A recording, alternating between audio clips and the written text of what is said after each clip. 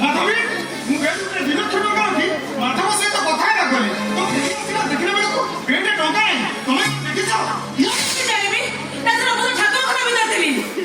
ତାହେଲେ ଟଙ୍କାଟା ନେଲା କିଏ ଓ ବୁଝିଲି ଏହା ନିଶ୍ଚୟ ରାଜ କାମ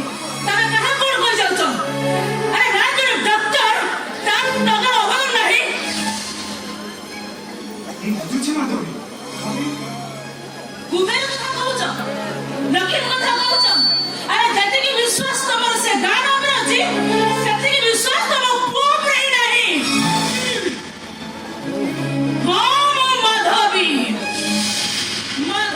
ମହାପାତ୍ର ଏ ମାଧବୀ ମହାପାତ୍ର ଯାହା କରେ ଦ୍ୟାଟ୍ସ ଫାଇନାଲ ମୋ ବିନା ଅନୁମତିରେ ଘରକୁ ପବନ ବି ବସି ପାରିବ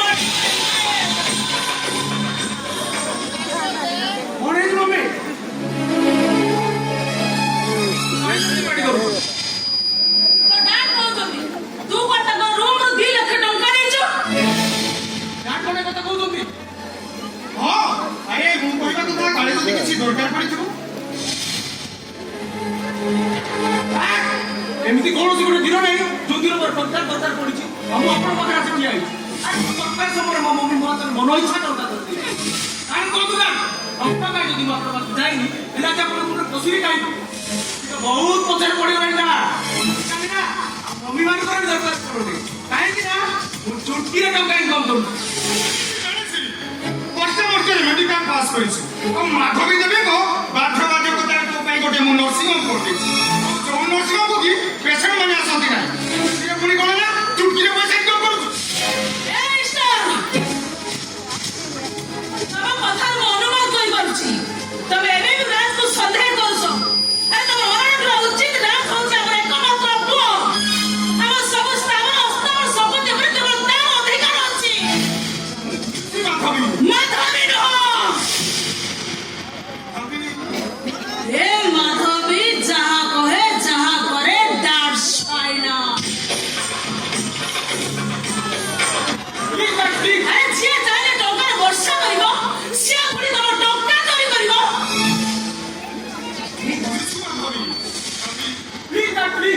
ମତେ ଆକାର ଦିଅ ମୋର ସମାଜର ସମ୍ମାନ ଅଛି ଆପଣ ଯଦି ମତେ ଖରାପ ନଜର ଦେଖିବେ ତାହେଲେ ଘର ଆଗର ଟେମ୍ପଲେଟ୍ ମୁଁ ଖୋଲିଦେବି କାହିଁ ଦଶ କୋଟି ପ୍ରମାଣ କରି ଯୋଉ ଲାଜ ଲାଗୁଛି ଟଙ୍କାଟା ତୁ ଦେଖିଲୁ ମାଧବୀ ଦେଖିଲି ତାହେଲେ ଟଙ୍କା କଣ ଦେଣ ଲାଗିଗଲା ପ୍ରବଳ ଦୋଷ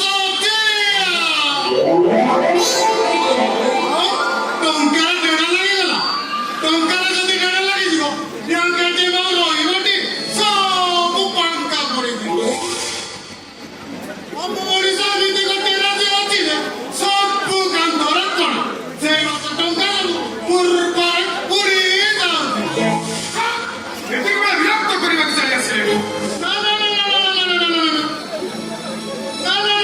ମୁଁ ବିରକ୍ତ କରିବାକୁ ଚାଲି ଆସିଲି ବେଣେ ମହୋଦୟ ବରଂ ଆପଣଙ୍କୁ ଅବଗତ କରାଇବାକୁ ଆସିଲି ଯେ ସେଇ ଟଙ୍କାଟା ଏଇ ଘରେ ଅଛି ଆରେ କାହାକୁ ସନ୍ଦେହ କରୁଛୁ ଆପଣଙ୍କ ବିଶ୍ୱସ୍ତ ପର୍ସନ ସେ ଟଙ୍କାକୁ ହଡପ କରିଛି ଆରେ ମତେ ଟଙ୍କା କିଏ ନେଇଛି ନା ଆରେ କହ ମୁଁ ତା ନା ଆରେ କହ ସେ ଟଙ୍କା କିଏ ମୁଁ ତା ନା କହିପାରିବି ଯଦି ମୁଁ ତା ନା କହିଦେବି ଓଲଟି ତମେ ମୋତେ ଚଢ଼ାଉ କରିବି ମତେ ଟଙ୍କା କିଏ ନେଇଛି ସେ ଟଙ୍କାଟା ରାଧୁଆ ନେଇଛି ଏ ଘରେ ଚାକର ପୁଷାରୀଠୁ ଆରମ୍ଭ କରି ଫ୍ୟାମିଲି ମେମ୍ବର ପର୍ଯ୍ୟନ୍ତ ଅନେକ ଲୋକ ଅଛନ୍ତି ଯାହାକୁ ବାହା ଦେଇ ଜଣକୁ ବିଶ୍ୱାସ କରିହବ ସେ ହଉଛନ୍ତି ମୋ ରାଧେ ହେ ସମୁଦ୍ର ଶୁଖିଯିବା କଥା ହୁଏ ତ ମୁଁ ବିଶ୍ୱାସ କରିପାରେ ହେଲେ ମୋ ରାଧେ ଏଭଳି ଭୁଲ କରିବ ଏ କଥା ମୁଁ କେବେ ବିଶ୍ୱାସ କରିପାରିବି ବିଜ୍ଞାନ ବସିବ ଏତେ ବିଶ୍ୱାସ ଭଲ ନୁହେଁ ମିଷ୍ଟର ଈଶ୍ୱର କରନ୍ତୁ ତମ ବିଶ୍ୱାସ ଅତୁଟ ରହୁ ତଥାପି ତମ ସାମ୍ନା ଥରେ ରାଧୁଆକୁ ଡାକି ପଚାରିବାକୁ ଚାହୁଁଛି ରାଧୁଆ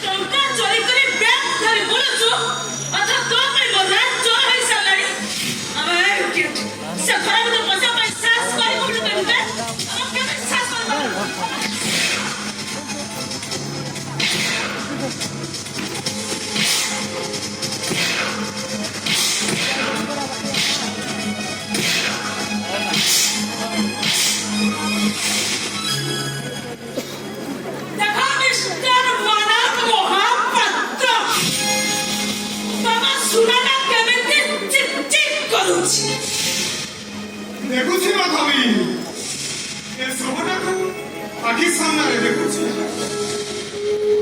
ତଥାପି ମୁଁ ନିଜକୁ ବିଶ୍ୱାସ କରିପାରୁନି ରାଧେ ସେତେବେଳେ ଚୋରି କରିଛୁ ଆମେ କହେ ଟଙ୍କାର ଆବଶ୍ୟକତା ଏତେ ପଡ଼ିଲା ଯେ ମୁଁ ଯୋଗାଡ଼ କରିପାରିଲିନି ବାଧ୍ୟ ହେଇ ମୁଁ ଏହି ରାସ୍ତା ବାଛି ନେଲି ମାନୁଛି ବାପା ଏହି କଥା ପାଇଁ ଅନ୍ୟମାନଙ୍କୁ ଯେତିକି କଷ୍ଟ ଲାଗିନଥିବ ତାଠୁ ଅଧିକ କଷ୍ଟ ମୋତେ ଲାଗୁଛି କାହିଁକି ନା ପରୀକ୍ଷାରେ ଫାର୍ଷ୍ଟ ଡିଭିଜନ ରଖିବି ବୋଲି ଆଶା କରିଥିଲି କିନ୍ତୁ ମୁଁ ଫେଲ୍ ତୁ କଣ ସତରେ ସେ କଥା ଚୋରି କରିଛୁ ଆମେ କହେ ଏତେ ଥର ପଚାରୁଛନ୍ତି ବାରମ୍ବାର ପଚାରିଲେ ମୋତେ ଲାଜ ଲାଗିବନି ଏଥର ବିଶ୍ୱାସ ହେଲା ତ ମାନବ ମହାପାତ୍ର ମନା କରିବା ସତ୍ତ୍ୱେ ବାରମ୍ବାର ମନା କରିବା ସତ୍ତ୍ୱେ ବି ଗୋଟେ ଜାତିଗତ ବିଡ଼ ପିଲାକୁ ଆଣି ଘରେ ରଖିଲ ଆରେ ସିଏ ତମକୁ କେମିତି କଣ ପୁରସ୍କାର ଦେଲା ଜାଣିପାରିଲ ତ ଇଚ୍ଛା ହଉଛି ଏଟା ଗଳା ଥକ୍କା ଦେଇ ଏଠୁ ବାହାର କରିବି ହେଲେ ମୁଁ ସେମିତି କରିବିନି କାହିଁକି ନା ତମେ ତାକୁ ଅଧିକ ଭଲ ପାଅ ତ ବିସ୍ଫୋଟଟା ତମର ମନେ ଥାଏ ଯେମିତି ମୁଁ ମାଧବୀ ମହାପାତ୍ର ଏ ମାଧବୀ ମହାପାତ୍ର ଯାହା କହେ ଯାହା କରେ that's final ମୋ ବିନା ଅନୁମତିରେ ମୋ ଘରକୁ ବି ପବନ ପଶିପାରେନି ମାନବ ମହାପାତ୍ର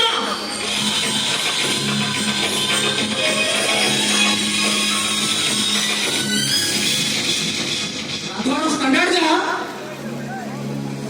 ତାହା କରିଛି ତଥାପି ତାକୁ ଆଉ ମାସ ରଖି ହବ ଆଉ ଏମିତି ଆପଣ ଅନେକ ବିକାରୀ ବେକାର ପରିତ୍ୟାଗ କରୁଛନ୍ତି ରାଜା ଉପରେ ଜଣେ ଚାକରଟି ଆମ ଘର ରହିଲେ କିଛି ପ୍ରୋବ୍ଲେମ ହବନି କିଛି କ୍ଷତି ହବନି ନୋ ପ୍ରୋବ୍ଲେମ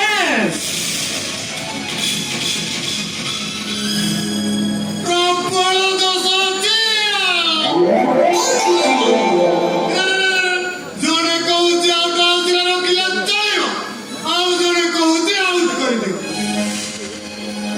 ହେଲେ ବିଜୟ ମହାଶୟ ତମେ ଆଉ କାହା କଥା ଶୁଣନି ରାଧୁଆକୁ ଆଣି ପାଖରେ ଶୁଆଇ ପକା ସିଏ ଆଉ ତମ ପକେଟ କାଟିବନି ଦରକାର ପଡ଼ିଲେ ତମ କଲିଜା କାଟିବ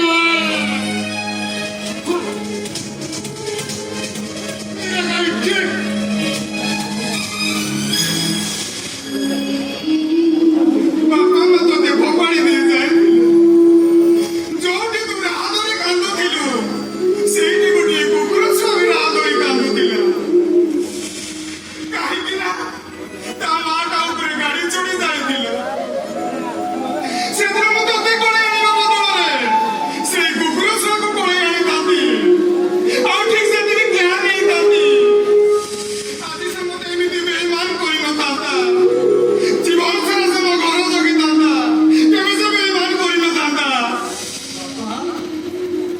ଡାକରେ ମତେ ବାପା ବୋଲି ମୋତେ ଆପଣ କୁକୁର ଛୁଆ ସହିତ ତୁଳନା କରିଛନ୍ତି ବାପା ଡାକରେ ମତେ ବାପା ବୋଲି ମୋ ଭଳି ବାପର ପୁଅ ହେବା ପାଇଁ ତୋର ଟିକେ ବି ଷ୍ଟାଣ୍ଡାର୍ଡ ନାହିଁ ଟିକେ ବି ଷ୍ଟାଣ୍ଡାର୍ଡ ନାହିଁ କଣ କରିବେ ବାପା ମୁଁ ଜାଣିଛୁ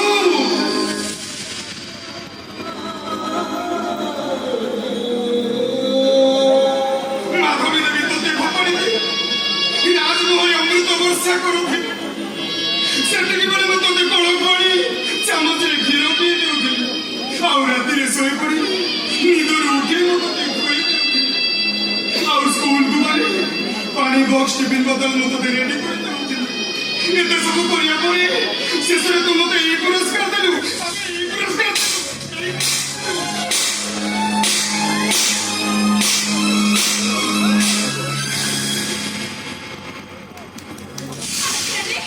କାହିଁକି ଆପଣ ରାଧାକୁ ମାରୁଛନ୍ତି ମମି ମାରିବ ରାଧା ନିଶ୍ଚୟ କରିବେ କାହିଁକି ନାଟି କଣ ଏଇଟା ଭାଗ୍ୟରେ ଲେଖା ଅଛି ମୋ ସହିତ ଯୁକ୍ତି କରିନାଣି ମୁଁ ନିଷ୍ପତ୍ତି ନେଇସାରିଛି ବୋଲି ଏଇଟା ଏ ମୁହୂର୍ତ୍ତରୁ ଘରୁ ବାହାରିଯିବ କାହିଁକି ନାଟି କାହିଁକି ସେ ଘରୁ ଚାଲିଯିବ ଯଦି ଏ ଘର ବାହାର କରିଦେବାର ଥିଲା ତାହେଲେ କାହିଁକି ଏ ଘରକୁ ନେଇ ଆସୁଥିଲ କୁହନ୍ତୁ ନାଟି ସେଦିନ ଯଦି ରାଧାର ପ୍ରତି ଏତେ ଦୟା ଥିଲା ଆଜି କାହିଁକି ତାର ପ୍ରତି ଏତେ ଘୃଣା ତାହେଲେ ମତେ ଲାଗୁଛି ଏ ଭିତରେ କିଛି ଗୋଟେ ଅଛି আরে এটা ମୋ ବେଡୁ 2 ଲକ୍ଷ ଟଙ୍କା ଚୋରି କରିଛି। କଣ କହିଲେ ଡାଡି?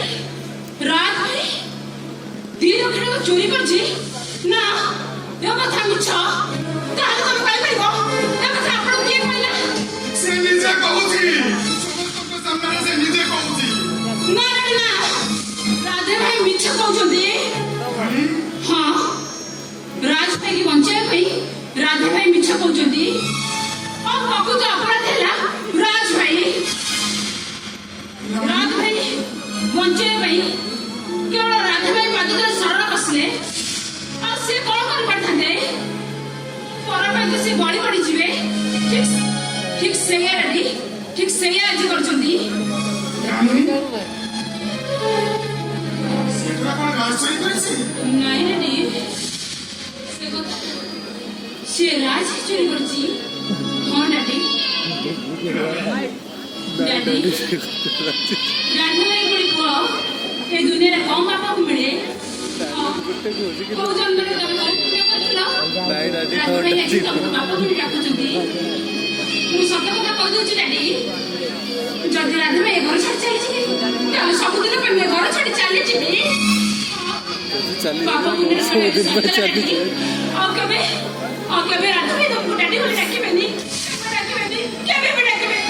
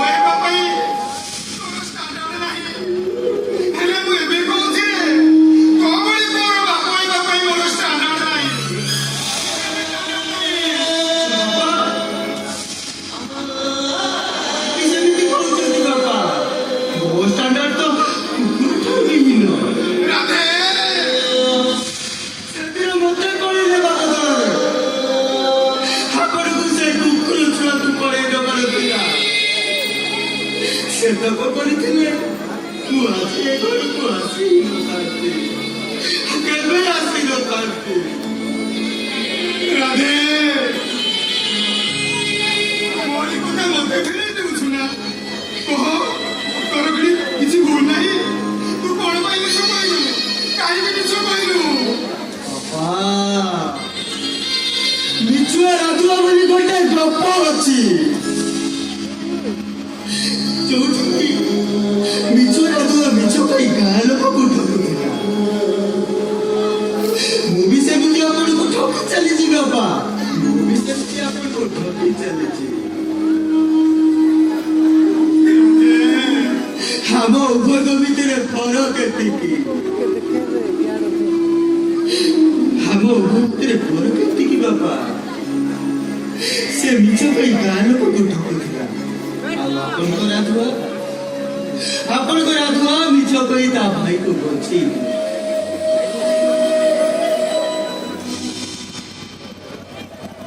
ସେ ରାଧୁଆ ମିଛ କହି ପାପ କରିଥିଲା ବାପା।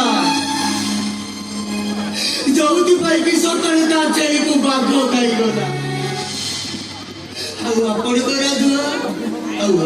ରାଧୁଆ ମିଛ କହି ପୁଣ୍ୟ କରିଛି ବାପା।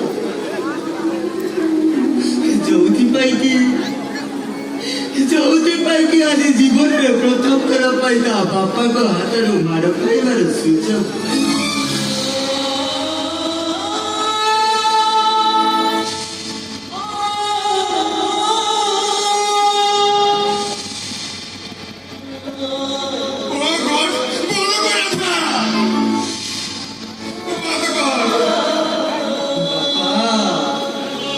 ମୁଁ ଆପଣଙ୍କ ହାତରୁ କ୍ଷୀର ଖାଇଛି, ଚକୋଲେଟ ଆଇସ୍କ୍ରିମ ଖାଇଛି,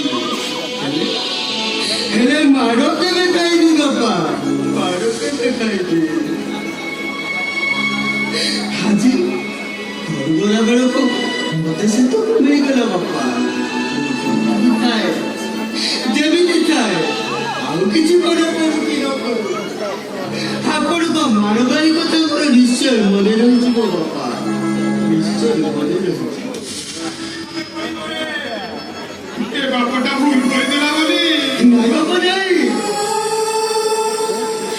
ନାଇଁ ବାପା ନାଇଁ, ଯୋଉ ପୁଅକୁ ବାପା ବହୁତ ଭଲ ପାଏ ତାକୁ ବହୁତ ଶାସନ କରେ ନା।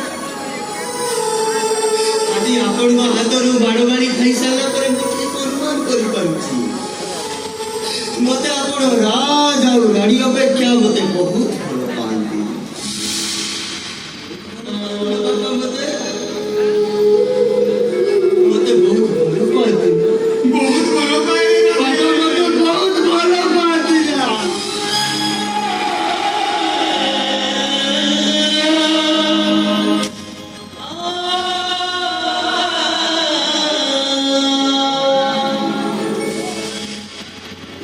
ଭଲ ପାଏ ରେ ରାଧେ, ବହୁତ ଭଲ ପାଏ। ମୋ ନିଜଠୁ ବି ମୁଁ ତତେ ବେଶୀ ଭଲ ପାଏ। ଏ ରାଧେ, ରାଣୀ କଣ କହିଗଲା ଶୁଣିଲୁ ନା? କୋଉ ଜନ୍ମରେ ମୁଁ କିଛି ପୁଣ୍ୟ କରିଥିଲି ରେ, ସେଇଥିପାଇଁ ତୁ ମତେ ଆଜି ବାପ ବୋଲି ଡାକୁଛୁ। ତୁ ଚାଲିଗଲି ଏ ସ୍ଥାନରେ ବାପର ସବୁ ପୁଣ୍ୟ ସରିଯିବ, ମୁଁ ମରିଯିବି ରାଧେ, ମୁଁ ମରିଯିବି। କବିନା ମୁଁ ମରିଯିବି ରେ,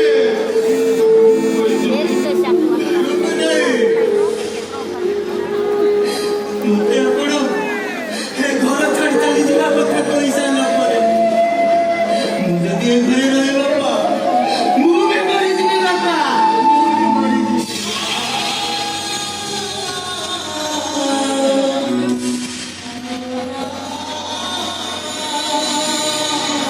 ରାଧେ ଯାଉଛି ବାପା, ଯାଉଛି, ଏଇଟା ହଉଛି ମୋର ଶେଷ ଦେଖା। କିନ୍ତୁ ଘରକୁ ଗଲା ବେଳେ ଭଗବାନଙ୍କ ପାଖରେ ଏତିକି ପ୍ରାର୍ଥନା କରୁଛି, ହେ ଠାକୁର,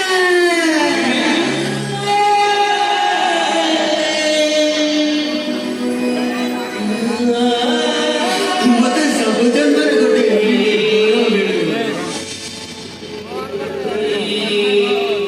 ଯୋଉଠିକି ମୁଁ ଗିରଫ ପାଇଁ ଡହରାକୁ ପଳାଇ କାନ୍ଦୁଛି।